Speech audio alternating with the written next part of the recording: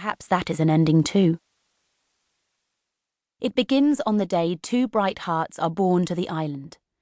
One just past dawn as a crescent moon rises, and the other when the sun is brightest, obscuring the glow of stars. Their mothers knew they would be born together, as witches and best friends often do. And though it is the first child for one and the last for the other, such does not come between them.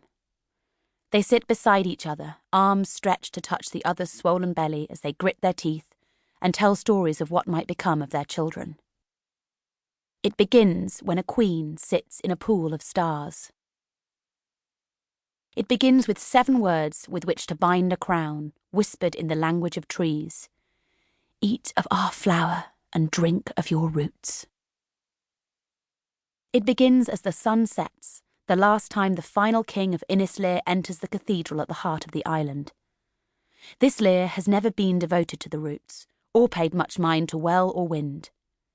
He is a man driven by the stars, by their motions and patterns, their singular purity and steadfastness, bold against the black reaches of night. To him, the cathedral is redundant. A person devoted to star prophecy has no need of root water or naval wells. 2 vast halls of carved limestone and blue-grey granite cross in the middle of the holy place. East-west arms aligned with the sky to trace the path of the sun at the summer solstice, so the day star rises precisely over the eastern spire. The other hall aims as true north as the ever-constant star Kalpalu, the eye of the lion. In the centre point where the halls cross, a well sinks deep into the core of the island, fresh and mossy, a dark channel from the womb of the earth. No ceiling caps the edifice, for what would the purpose be in closing away the sky? When it rains, water scours the stone floor and soaks the wooden benches. It cleanses the quarter altars and fills tiny copper bowls, making simple music with only the natural touch of water to metal. On sunny days, shadows caress living vines, and the poetry and icons etched into the walls, counting seasons and time of day. Clouds lower themselves in the spring to nest around the highest spires, curling soft and dewy and cool. Nothing separates sky from land here at the heart of Innis Lear. Now it is night, and a heavy moon tips against that eastern spire, another beginning, ready to burst. The king walks on the soles of thin slippers, his embroidered robe dragging off his shoulders.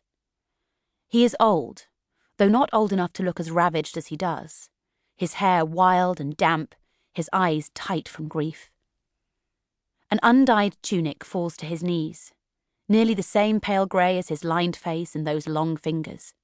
Straight to the well goes this royal wraith, and he presses his hands to its stones, breathing deep of the moss, the metallic smell of the earth's blood water. A shudder wrenches down his spine and he grimaces. Now, he commands, turning away. 7 strong men come forward with a flat, round piece of granite, carved off one of the massive standing stones that once marked this holy well, before the cathedral was erected around it. The granite glimmers bluish in the moonlight. The retainers roll and twist it awkwardly, straining against the ropes that bind it. Slowly they walk, turning it up the aisle. One of them is glad of this mission. 2 unmoved by the significance of their actions. 3 too worried to be quite as indifferent as they would prefer to be. And the last one alone wishing, with every ounce of his heart, that he'd been strong enough to stand against his king, to protest that this was wrong and unholy. The men position the stone, and in a moment of desperate hesitation, the last retainer looks fearfully at the king's expression, hoping for a reprieve. But the king's brows are drawn as he glares at the well, as if the well itself is responsible for everything.